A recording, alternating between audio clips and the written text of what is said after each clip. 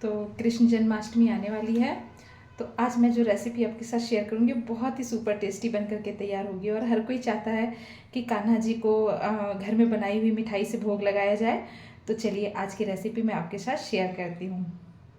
जब भी हम मेवा पाक बनाते हैं ना, तो बहुत बार ऐसा होता है कि या तो ज़्यादा टाइट बन जाता है या ज़्यादा ढीला बन जाता है। तो लेकिन आज मैं आपको बताऊंगी, तो आप इसी तरीके से अगर बनाएंगे तो बिल्कुल परफेक्ट बन करके तैयार होगा। तो मैंने एक मुट्ठी से थोड़ा सा ज़्यादा बादाम लिए हैं और साथ ही में मैंने एक मुट्ठी से थोड़ा सा ज़्यादा ही काजू लिए हैं और 3 से 4 मुट्ठी मैंने लगभग इसमें फूल मखाने ले लिए हैं। साथ में इसमें एक मुट्ठी लगभग मैंने किशमिश ली है। तो इन सारी चीज़ों को मैंने एक थाली में रख दिया है। उससे क्या होगा ना कि हमें लेने में आसानी रहेगी। और साथ ही में मैंने इसके अंदर एक जो ये फ्रेश वाला नारियल आता है ना, तेल वाला नारियल आता है, यानी कि आप गोला कहते हैं या आप गड़ी भी कहते हैं, हमारे यहाँ तो इसे गड़ी कहते हैं।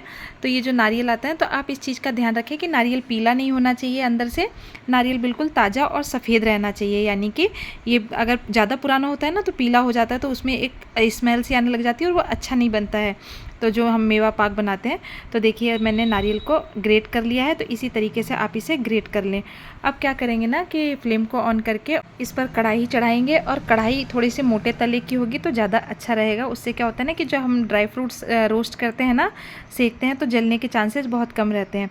अब देखिए मैंने करीबन इसमें 3 से 4 चम्मच घी डाला है, और उसके बाद मैंने इसके अंदर सबसे पहले मैंने बादाम ऐड किया है, और साथ ही में इसके अंदर काजू ऐड कर देंगे। तो आप सारी चीज़ों को एक साथ बिल्कुल भी डाल करके ना भूनें, नहीं तो उससे क्या होगा ना कि जैसे हम फूल मखाने भी एक साथ डाल देंगे तो कुछ ज़्यादा सिक जाएंगे और कुछ कच्चे रह जाएंगे। और तो इसी तरीके से इन चीज़ों का आपको ध्यान रखना है। तो मैंने सबसे पहले काजू और बादाम को डाला है और इन्हें अच्छी तरीके से भून लिया है।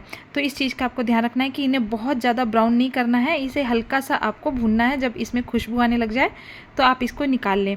और उसके बाद बचे हुए घी में ही मैंने फूल मखाने डाल दिए हैं। तो फूल मखानों को भी आपको हल्का हल्का फ्राई कर लेना है, यानी कि जैसे इस तरीके से आपको इसे भून लेना है। तो ज़्यादा देर आपको इसे नहीं भूनना है, आपको 1 से 2 मिनट ही इसे भूनना है। तो इतनी देर आप भूनेंगे ना तो ये बहुत ही अच्छी तरीके से कुरकुरे हो जाएंगे। क्योंकि अभी बरसात का मौसम है तो थोड़ी नमी भी रहती है, तो फूल मखानों को फिर पीसने में समस्या होती है। तो इस तरीके से आप इसे भून लें। अब इसके बाद जो थोड़ा सा घी और बचा था, उसी के अंदर मैंने किशमिश भी डाल ली है। तो किशमिश को आप इसी तरीके से फ्राई कर लें, यानी कि घी में भून लें। तो जब ये घी में भूनती है ना तो ये मोटी मोटी हो जाती है फूल करके। और उसके बाद मैंने इसे डाल दिया है, मतलब जो नारियल का बुरादा था ना, इसे हमने जो थोड़ा सा घी बचा था इसी के अंदर डाल दिया है।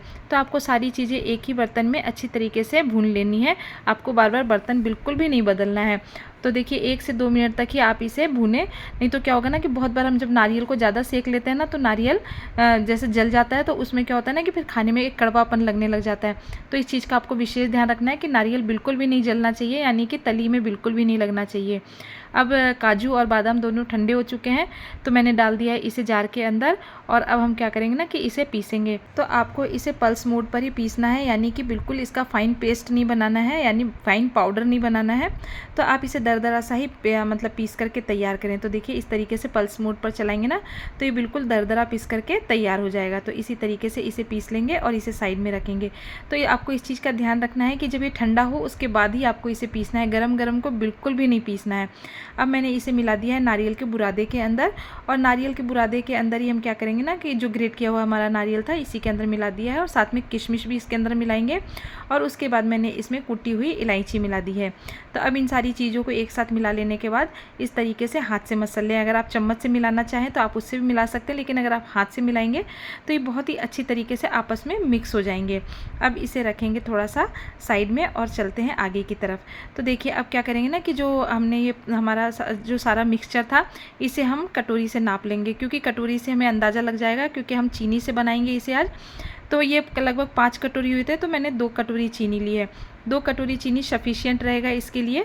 तो आप इस चीज़ का ध्यान रखें, और मीठा जिस हिसाब से खाते हैं आप उस हिसाब से ले सकते हैं, लेकिन 5 कटोरी जो हमारा मिश्रण था उसके लिए मैंने 2 कटोरी चीनी ली है, और आधा कटोरी मैंने इसके अंदर पानी डाला है। आप चाहे तो इसे गुड़ से भी बना करके तैयार कर सकते हैं, लेकिन मैं क्या होता है ना कि गर्मी के मौसम में गुड़ खाना थोड़ा सा अवॉइड करती हूँ, तो इसलिए मैं इसे जो मावा पाक है इसे चीनी से बनाऊंगी। तो देखिए अब हमने इसके अंदर पानी डाल दिया है और इसे हमें चला लेना है। तो हमें इसे तब तक चलाना है जब तक कि इसमें एक तार जैसी चाशनी, मतलब उतनी गाढ़ी होनी चाहिए, लेकिन जो तार है ना वो बीच में टूट जाना चाहिए, यानी कि एक तार की चाशनी नहीं बननी चाहिए। सिर्फ इसमें जब बुलबुले आने लग जाए और जब हम तार बनाएं तो तार बीच में टूट जाए, तो आपको उस बात का ध्यान रखना है। अब चाशनी के अंदर जो हमने मिक्सचर तैयार करके रखा था इसे हम इसे अंदर डाल देंगे और इसे चला लेंगे।